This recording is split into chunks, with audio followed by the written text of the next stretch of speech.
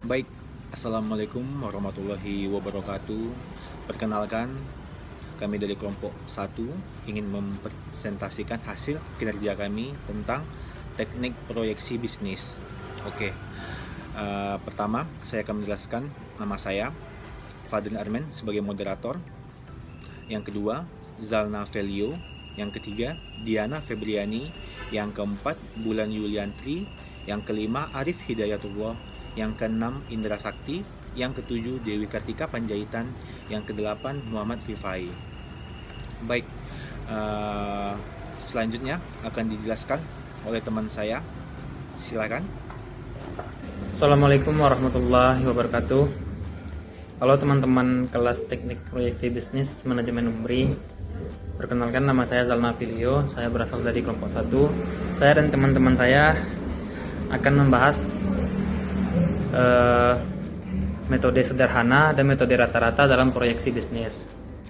Pertama, saya akan menjelaskan dulu apa itu pengertian dari teknik proyeksi bisnis. Teknik proyeksi bisnis merupakan suatu cara atau pendekatan untuk menentukan ramalan atau perkiraan mengenai sesuatu di masa yang akan datang. Pengertian teknik proyeksi bisnis menurut Stoner adalah seni atau ilmu untuk memperkirakan bisnis di masa depan.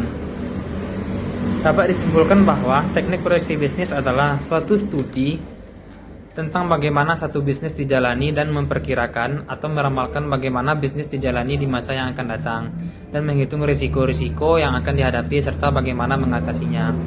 Itulah arti dari teknik proyeksi bisnis, teman-teman.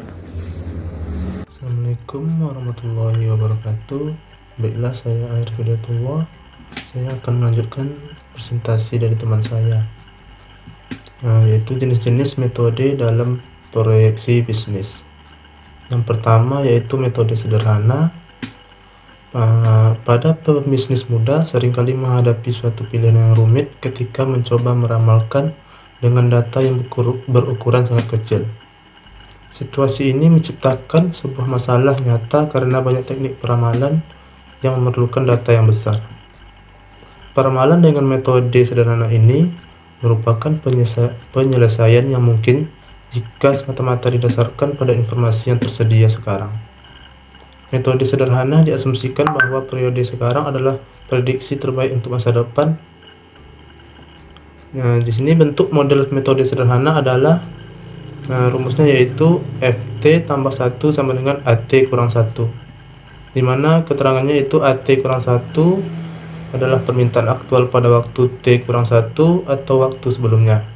Sedangkan FT tambah 1 sama dengan peramalan pada waktu T tambah 1 atau periode berikutnya. Selanjutnya, ramalan dengan metode sederhana adalah ramalan yang kadang disebut dengan ramalan tanpa perubahan, karena ramalannya untuk setiap periode mendekati observasi yang terdahulu. Karena ramalan ini membuang semua observasi yang lain, skema berubah dengan cepat. Permasalahan yang berkaitan dengan pendekatan tersebut adalah menyebabkan plot berubah naik turun sesuai dasar perubahan. Dalam perhitungan peramalan permintaan produk dengan metode-metode yang tersedia, terdapat beberapa metode untuk melihat tingkat penyimpangan atau kesalahan pada setiap metode, yaitu diantaranya yang A yaitu Mean Absolute Deviation atau MAD. Penjelasannya itu MAD adalah rata-rata nilai absolut dari kesalahan meramal dengan tidak menghiraukan tanda positif serta negatifnya.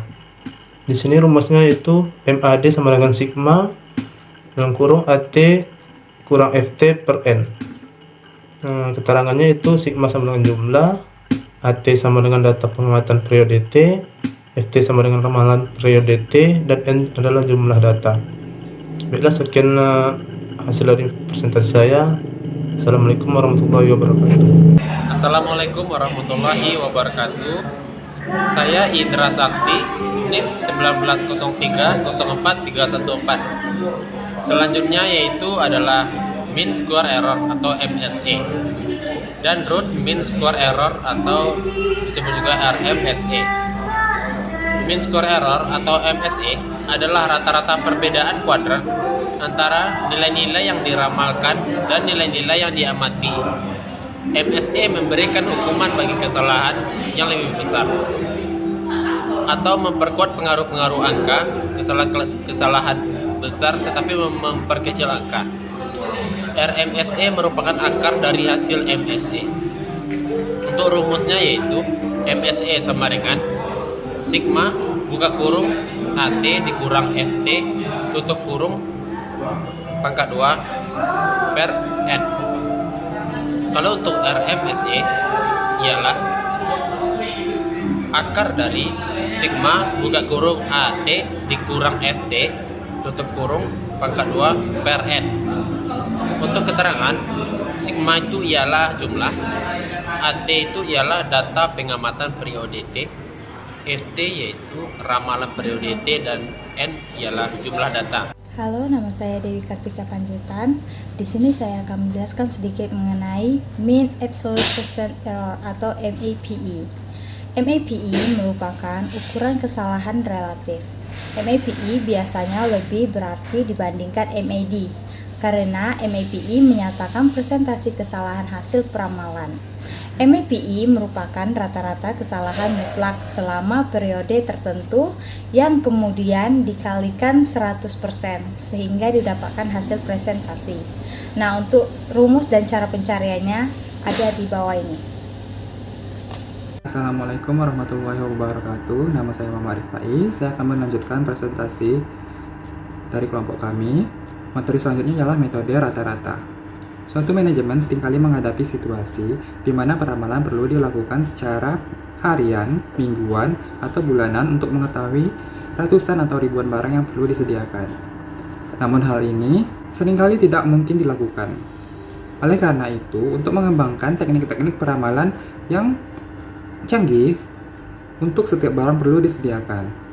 Beberapa alat peramalan yang cepat, murah, sangat sederhana dibutuhkan untuk menyelesaikan tugas ini.